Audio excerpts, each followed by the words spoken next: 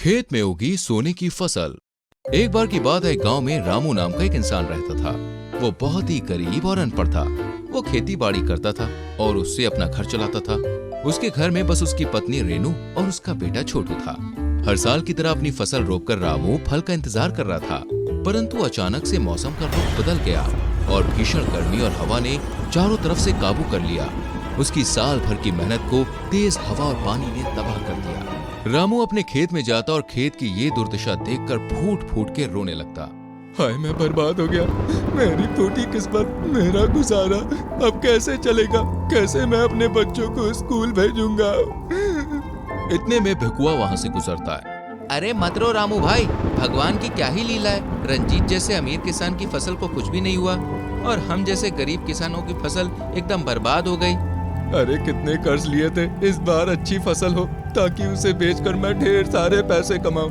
पर भगवान ने क्या किया, अब मैं कर्जा कहाँ से चुकाऊंगा? अरे कुछ ना कुछ हो जाएगा भाई, सब्र रखो। रोते रोते रामू अपने घर जाता है। घर में उसकी बीवी खाना बना रही होती है और उसका बेटा छोटू पढ़ रहा होता है। पिताजी आप आ गए। जी खाना लगा दूं? नहीं, मुझे भूख नहीं है। क्या हुआ पिताजी, सब ठीक है ना? बेटा छोटू, बहुत देर पढ़ाई कर ली तूने, अब जा खेल कर आ। छोटू खेलने चला जाता है। हाँ बताइए क्या हुआ है? हमारी सारी फसल बारिश की वजह से बर्बाद हो गई। रेनू सर पे हाथ रख के बैठ जाती है। अब क्या होगा, कैसे घर चलेगा हमारा? ऊपर से हमें कर्जा भी चुकाना है, कहाँ से लाएंगे पैसे? कहाँ से लाएंगे इतने पैसे? मैं फिर से मेहनत करूंगा और इस बार मैं ऐसा प्रबंध करूंगा कि चाहे कुछ भी हो जाए लेकिन फसल बर्बाद ना हो।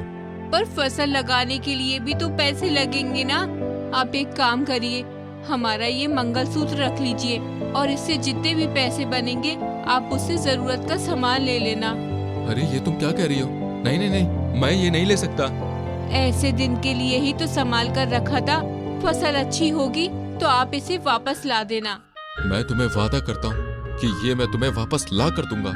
ये बोलकर रामू मंगलसूत्र के बदले कुछ पैसे उधार लेने के लिए सुनार के पास जाता है। आ गया फिर से भीख मांगने। पिछले सारे कर्जे चुका दूंगा साहब, बस अभी कुछ पैसे दे दो। नहीं, बिल्कुल नहीं, कोई पैसा नहीं मिलने वाला तुझे। चल निकल यहाँ से। इस बार मेरे पास देने के लिए कुछ है।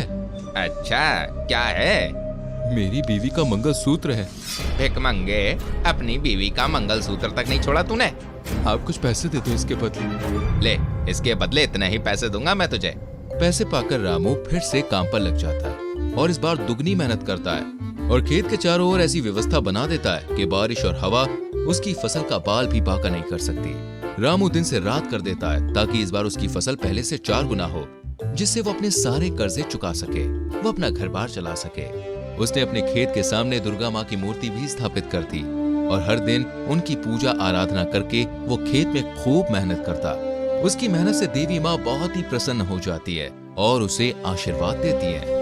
बेटा, तुम्हारी मेहनत में कोई कमी नहीं है। इस बार की फसल तुम्हारी बहुत अच्छी होगी और तुम्हारी जमीन सोना उगलेगी। ये सुनकर रामू की तो खुशी का ठिकाना ही नहीं रहता।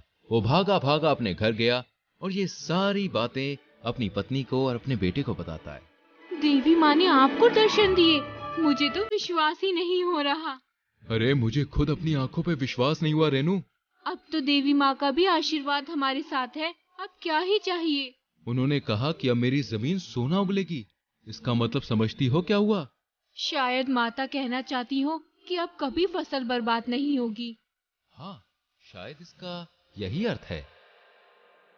फिर कुछ महीने बीत जाने पर अब फल आने का समय होता है। पूरा परिवार साथ में फसल की बलियां देखने के लिए जाता है और जैसे ही वो सब खेत पहुंचते हैं, उन्हें अपने खेत में एक अलग ही सी रोशनी नजर आती है। चारों तरफ सोने की रोशनी जैसी होती है। रामू देखता है कि धान की बलिया की जगह सोने की बलिया वहां मौजूद है और पूरी फसल जो है वो सोने की है। हे देवी माँ, ये क्या चमत्कार है? चारों तरफ सोना, मैंने अपनी जिंदगी में नहीं देखा था। माँ, क्या मैं इसे छू लूं? हाँ बेटा, अरे ये सब अपना ही है। जी, पर इस फसल को जल्दी से काट लेने में ही भलाई है। ये तो अच्छा है कि हमारा खेत सबसे किनारे है, तो किसी की नजर नहीं पड़ी। हाँ, तो अब इसे आज ही काट कर हम लोग ले जाएंगे। दोनों मिलकर सारी सोने की फसलों को काट लेते हैं और रात का इंतजार करके सारी फसल अपने घर ले जाते हैं और उन सारी सोने की फसलों को बेचकर वो बहुत अमीर हो जाते हैं। रामू अपना सारा कर्जा चुकाकर एक खुशहाल भरी जिंदगी जीने लगता है। उसका बेटा अच्छे स्कूल में जाने लगता है, उसकी बीवी को वो मंगलसूत्र वापस मिल जाता है और रामू उसे और भी ढेर सारे गहने लाकर देता है। इतना अमीर होने के बाद भी वो खेती करना और मेहनत करना नहीं छोड़ता है और इसी तरह वो जीवन में काफी आगे बढ़ता जाता है। अच्छी लगी कहानी तो दोस्तों लाइक और शेयर जरूर करें। आने वाली कहानियों को देखने के लिए चैनल को सब्सक्राइब करके बेल आइकॉन प्रेस करें, जिससे आने वाली कहानियां आपसे मिस ना हो। हम मिलेंगे अगली कहानी में। अपना ख्याल रखें। Bye bye.